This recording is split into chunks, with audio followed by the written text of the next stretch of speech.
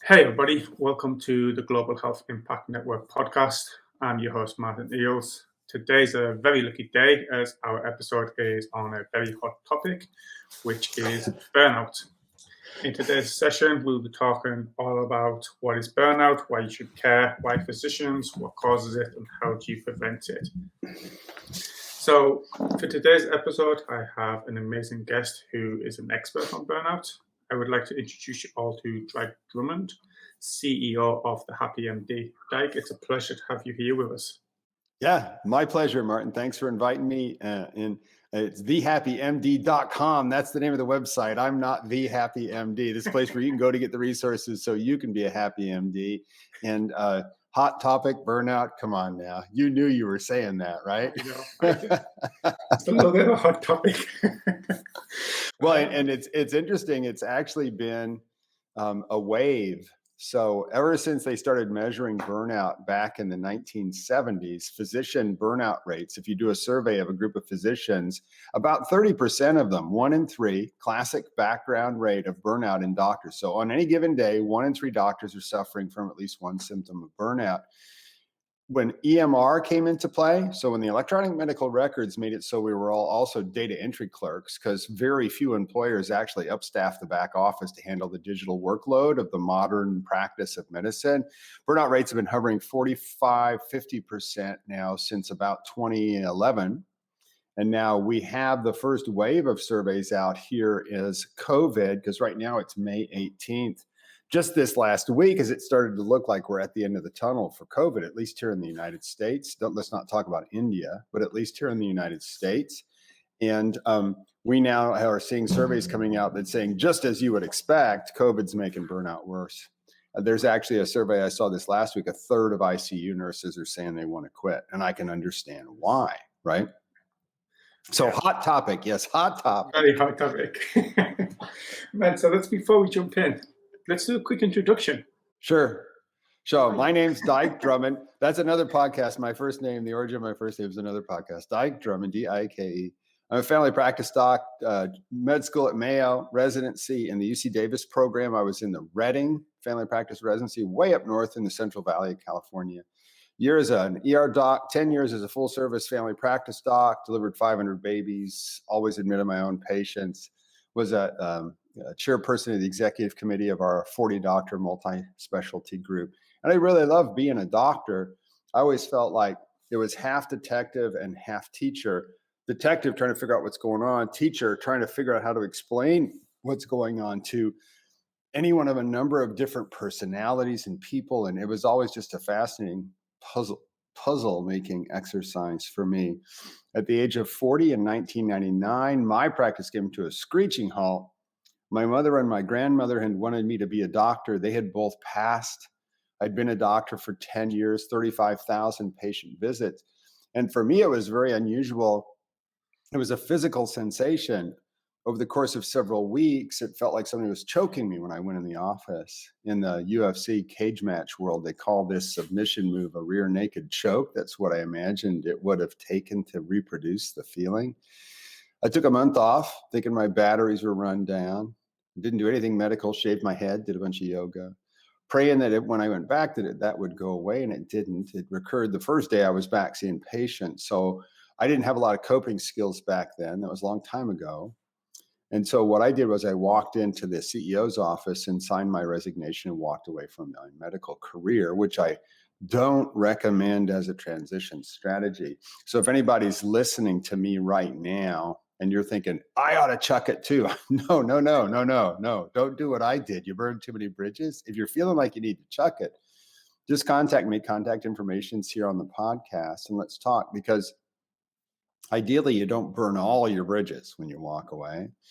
Saw patients as a walk-in doc for a few years, developed a specialty training company teaching meeting facilitation skills to Lean Six Sigma folks who are actually faculty to the U.S. Navy's Lean Six Sigma Black Belt certification program, interestingly enough. Then in 2010, my marriage and that business went away. I was burnt to the ground for the second time. I'd been a coach for a decade. The first thing I did when I stopped practicing medicine was I got certified, ICF certified as an executive coach.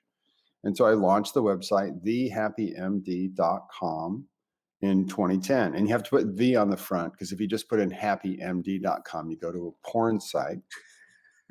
So thehappymd.com. And I've coached several hundred doctors. I have several thousand hours of one-on-one physician coaching experience.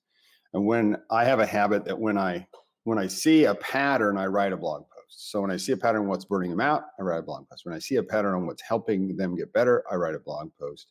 People started to ask me if I could train their employee physicians, because the other thing that's happened since 2010 is massive mergers and acquisitions in the U.S. healthcare industry, producing larger and larger pools of employed physicians. In fact, it was 2017 in the United States when physicians crossed the 50% mark as being employees. So for the first time in 2017, more than 50% of US doctors were officially in employee status.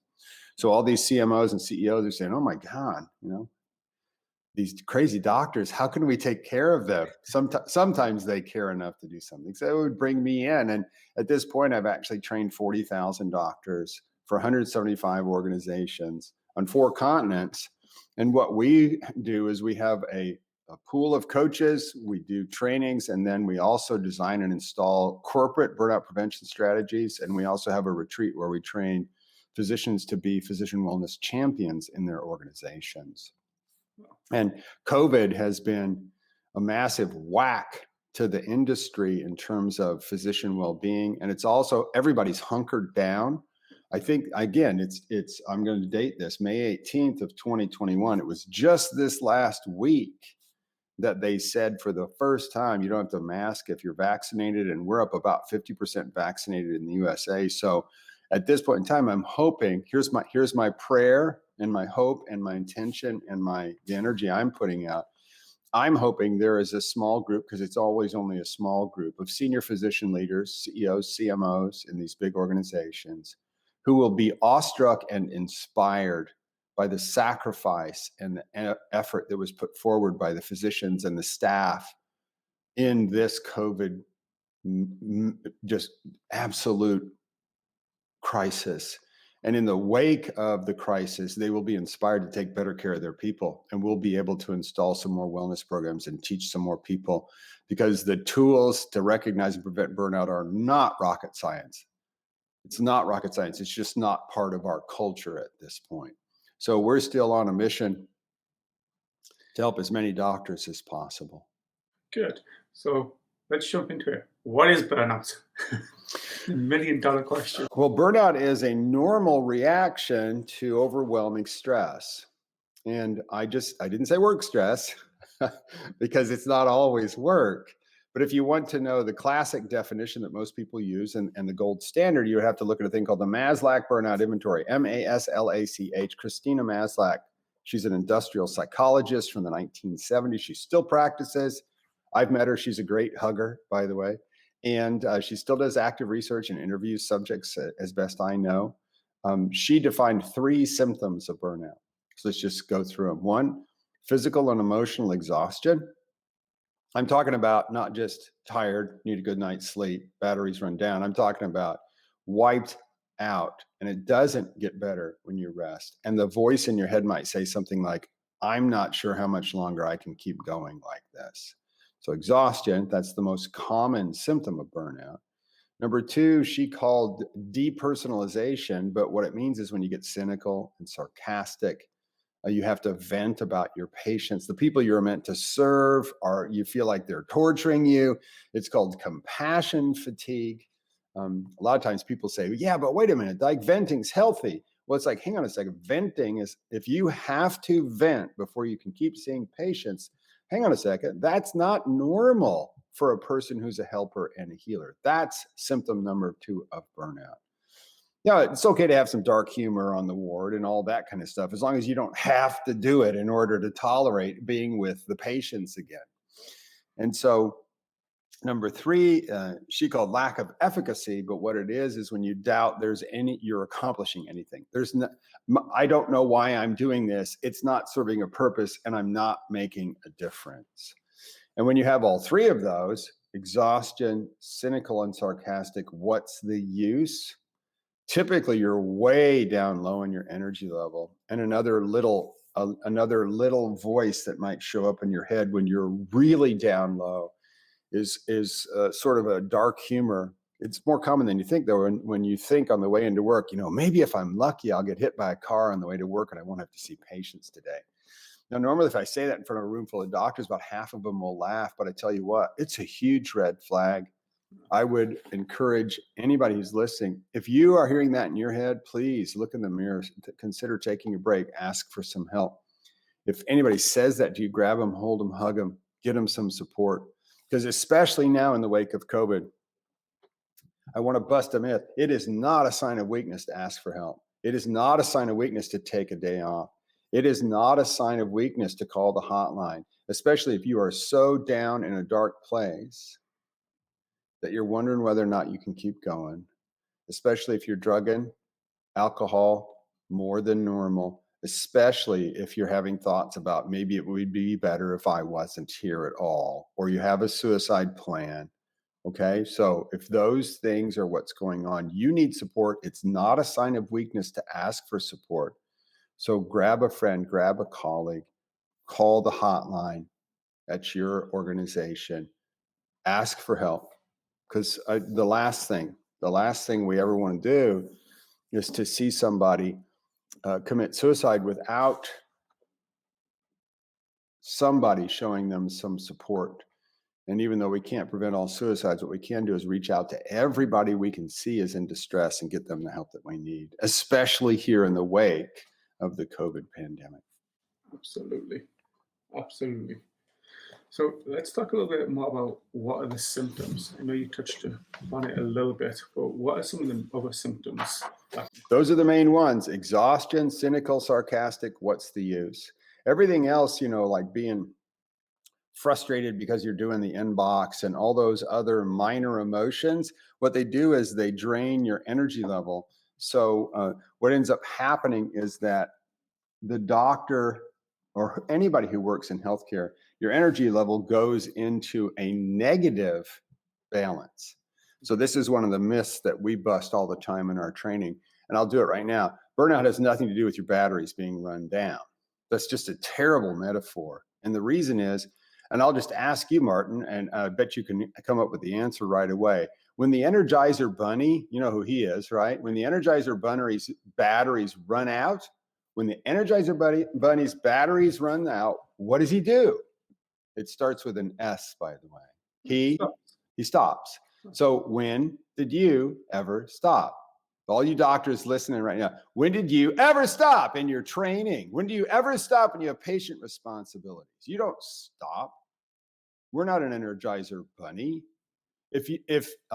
Honestly, if physicians got to a point where their energy was tapped out and they stopped, keeled over dead, every day in every residency program everywhere in the world, every morning you'd come into the hospital, there'd be dead residents lying in the hallway. We'd have to scoop them up, throw them on the pile out back, and recruit a whole new class every single day. So it's clearly not got anything to do with batteries, because we're capable of showing up at work when our energy is way below zero, where any normal person would call in sick. We're still there doing the best we can. The challenge is that the quality of the work that you do and your quality of life at work, how much you enjoy doing what you do, is so much different if your energy is below zero than if it's above zero.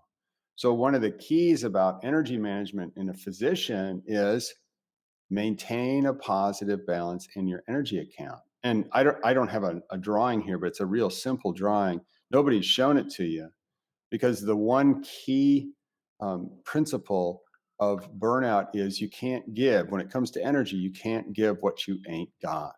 Now, the challenge is residency is when they test you. It's not on purpose. It's just the way everybody's always been trained. Residency is the energetic equivalent of waterboarding, where they hold you under the zero line on your energy just to see if you're going to keep showing up, just to see if you've got what it takes to make it to the finish line. And that's where we learn to deny our own self-care needs, to deny our own need for, rest and food, or even using the bathroom. We learn these things in our education. That's how burnout gets set up. Okay. I think a important question is like, why should I care? Why should somebody care? Well, everybody should care because it's a public health emergency. It's been going on for years, but people just don't realize what a negative effect burnout has on the physician and on the patient. So, if you survey, and this is the way it's usually done, you survey a population of doctors and you stratify them by their burnout score, right? And the usual marker is suffering from at least one symptom of burnout. So they do the MASAC burnout inventory. And the most common symptom of burnout is actually exhaustion. And everybody who's listening knows what it's like to be just totally gassed, right? Then what they do is they measure something else in addition to burnout. So they might measure quality. They might measure safety or medical error rates. They might measure patient satisfaction. You with me? And burnout shellacks all of those. So a doctor who's suffering from at least one symptom of burnout has poorer quality care, poorer patient satisfaction, higher error rates. You with me? Higher turnover. Burned out doctors turn over. Burned out doctors also turn over the staff around them. Nothing will burn out your staff like a burned out doctor, and they'll quit and leave. I get called in not infrequently by senior leaders who say, I can't get anybody to work with this guy. Can you help me out here? Right. And then when it comes to, so if you think about error rates and quality and all that kind of stuff, burnout kills patients. So burnout affects the doctor's quality of their care to the point where it affects medical error rates. And we know what a huge problem that is. And then if you think about how it affects the doctor, and by the way, everything I'm saying applies to everybody on the care team. So we've got the same data. It's the exact same dynamic for nurses, EMTs, all the different therapists. Think about the RTs, right? The respiratory therapists that have been working here in COVID. And I believe that if we studied it, we could show it going down to the custodial staff. I mean, imagine being a housekeeping custodial staff person in the COVID epidemic, where it's like, we got 3 dead people in that room. You're the one who's supposed to go clean it. You think they weren't traumatized along the way? There's a whole bunch of people that are involved here, right? So if you look at doctors simply because they're the best studied, burnout is linked to disruptive behavior on the job, divorce and marriage conflicts, drugs, alcohol addiction, and suicide. So burnout kills doctors. And if you think about it, it's everywhere all the time because the prevalence rate is right around 50%. Right today, any population of doctors I want to survey, I will almost guarantee you their burnout rate is between 40 and 50% right now. So the miracle, and it's not a miracle, it's just an interesting state of affairs. I'm fascinated that this data has not made it out into the lay press. If I was to quiz a person on the street, what do you think the burnout rate is in the doctors in your community? They'd never hit 50% because this information isn't widely known. But what if your mom knew this, right? What if the average, Social Security recipient in the United States knew these statistics? Here's what they might think. Now, it's not technically accurate, although you could think this. They could say something to you like that, like this. Well, Dike, I'm going to go see my doctor this week, but you know what? I guess the chance of me getting good care is probably about the same as a coin toss. And you know what? They might be pretty much right. That's the fascinating thing. But you ought to care about it. And unfortunately, it's everywhere all the time. And a lot of people don't begin to care about physician burnout until a colleague commits suicide. Yeah, I think that's why it's important, to talk about it and get the help that you need. So, yeah, there's a huge stigma against it, right? Because the 2 prime directives for doctors, number 1, everybody knows the patient comes first, and even that's unhealthy. You have to have an off switch on the patient comes first. When you're with the patient comes first. We've taken an oath to be a helper and a healer and to do that. But you have to have an off switch when you're away from work to be able to recharge that energetic bank account. But the second one of the prime directives, everybody operates as if it is a law of nature, but nobody speaks it out loud, is never show weakness. Never do anything that would lead anybody to suspect that you haven't got what it takes.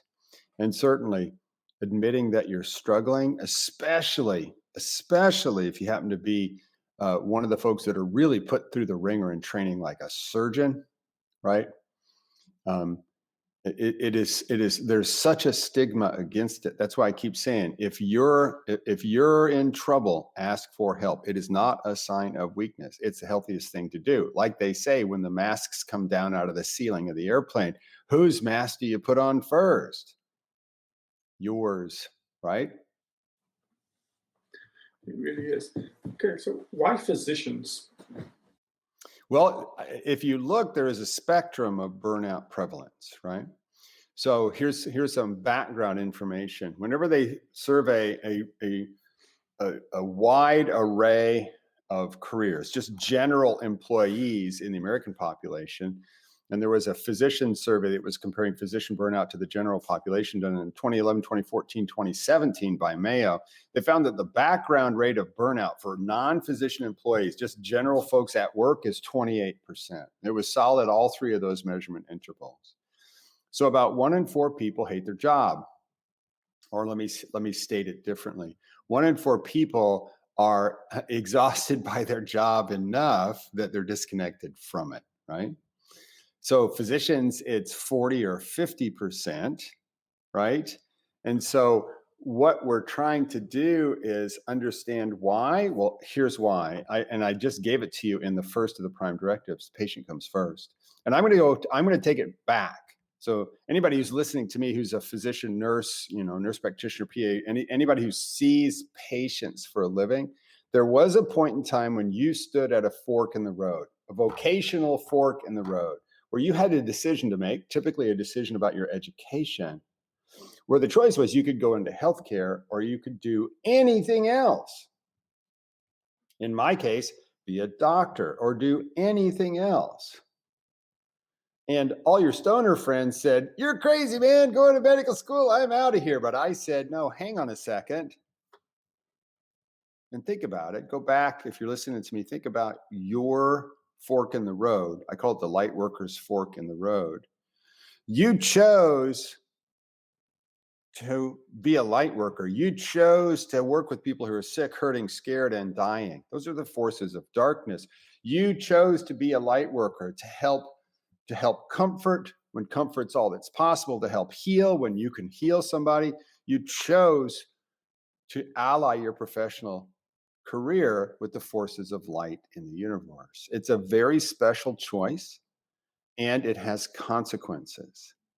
So if you are a person who in any way puts their clients, right, first in your professional life, you will be higher in the prevalence of burnout. So for instance, other professions who are traditionally very high in burnout, and by the way, suicide rates track this too. Just think about it.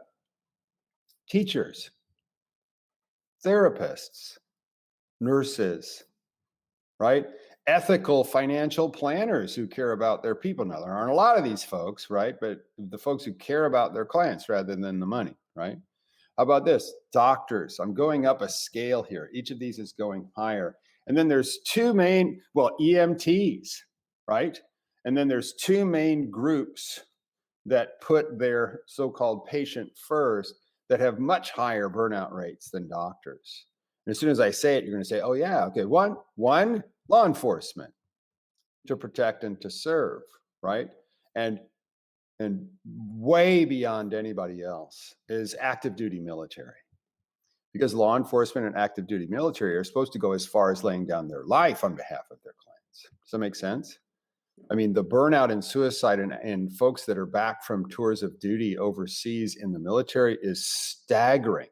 Just unbelievable how traumatized people become in a war theater, right?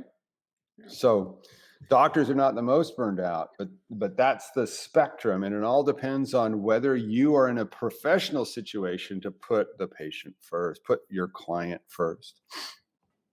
Absolutely. So let's just talk one last thing, what causes it and how do you prevent it? Well, first of all, you're completely unprepared for it because it never makes it on the curriculum of any of the training programs. And I'll also say, and this is another episode, You can't teach somebody how to avoid burnout out in their practice when they're residents, because residency and private and your own practice are two completely different life assignments, right? But burnout is a natural response to the draining of your energetic bank accounts, because you have three of these bank accounts. There's physical energy, there's emotional energy, there's spiritual energy. And when I say spiritual, I'm not talking about religion, but if you have a religious practice that brings you joy and connects you with your purpose, please go for it. 100%, do it more. When I talk about spiritual energy account, I'm talking about a connection that you feel with your own purpose and your mission in your life as you see patients in your practice. So it's a connection with purpose in your practice. So since nobody's ever told you this, you have to actually have a strategy to maintain your energy over time in your practice, a strategy to maintain your awareness of your purpose and your mission in your practice. You have the best defense, though, and this is what we teach. The best defense from burnout is a good offense. And so what we teach people is not how to prevent burnout. What we teach people is how to always be creating a more ideal practice. And if you know what your ideal practice is, even that concept is completely foreign to doctors, right? If you know what your ideal practice is, because you've sat and taken some time to write it out, and you feel like you're working a plan and it's getting you some traction to be always moving to a more ideal state in your practice, when you feel empowered in that way, burnout doesn't happen. The challenge is the mergers and acquisitions now have created organizations that are so big and so complex, and doctors are smack in the middle of an enormous bureaucracy. It becomes more challenging all the time to carve out that sense of meaning and purpose for yourself. But the ideal practice description process that we teach has helped thousands of doctors, and it'll work for pretty much anybody. Because the key is, you don't have to be burned out to do this work, right? If your current satisfaction with your job is a 2, for sure, we can help you. If your current satisfaction with your job is an 8, you can go higher than that too with the very same process. Yeah. So tell us, what are the key takeaways for today? I would say, how's your energy level? How's your energy level been? If you think about a 0 line where you're tapped out, and you think about, have I been above or below the 0 line over the last couple of weeks? Take a big breath. How's your energy been? Right? And then secondly, I would say, and I just touched upon this in the very end, what's your satisfaction level with your current practice? Another big breath. Last couple of weeks, if you were to put it on a 0 to 10 scale, 0 meaning couldn't get any worse, 10 meaning it couldn't get any better, what's your level of satisfaction with your current practice, whatever that involves? Yeah. We can also say, what's your current level of satisfaction with your life balance at this point? And the word satisfaction, again, is foreign to doctors because the patient comes first. And technically, if the patient comes first, where do you come? Don't tell me second, okay? It's last. So you get to notice your level of satisfaction with your practice and your life. And if that number, and I would encourage you to write it down and date it. So if you're a 6 right now, grab a piece of paper really quick, write 6 equals satisfaction and the date, because that could be a starting point for you. You get to notice your level of satisfaction. If you don't like that number, you have the power to change it for the better. And if you feel you're in a situation where you can't change it because this particular job career is an absolute dead end, or you're being persecuted by a psychopath boss, which is not uncommon, you also have the power to get a new job, a much better job. So rather than slaving at a dead end and feeling bad about your practice and thinking you might want to quit, please don't. Let's talk. There's plenty of ways to improve your satisfaction to the point where you can still be the light worker you dreamt of being back when you were at the fork in the road. Absolutely. Well, Dike, it's been an absolute pleasure having you on for today. Thank you so much. Yeah, my pleasure. Come and visit me at thehappymd.com. Make sure you put the "the" on the front. There's a contact form there if you want to talk about anything. We have all sorts of resources. We've got a free report a bunch of folks have downloaded called The Matrix, 235 different ways to prevent burnout. You don't only need 2 or 3 of them, but that's your smorgasbord to choose from. And, we really, really love what we do. Got a bunch of coaches that are standing by if you'd like to hire a coach to work a true plan to get forward. And if you happen to be a senior leader in an organization, we do all sorts of consulting work and installation of corporate burnout prevention strategies. So come see us, thehappymd.com. Perfect. And we'll have that link in the description below as well for all you listeners. Again, that's it for today, everybody. We really appreciate you all listening to us. If you're interested in learning more about burnout, we will be launching an education series shortly on the subject. So again, if you'd like to know more, head over to the Global Health Impact Network.net website, sign up to join the community, and be the first to listen to our podcast and education series. And then also definitely check out thehappymd.com. All right, Dike, I'll see you next time. Thanks, Martin.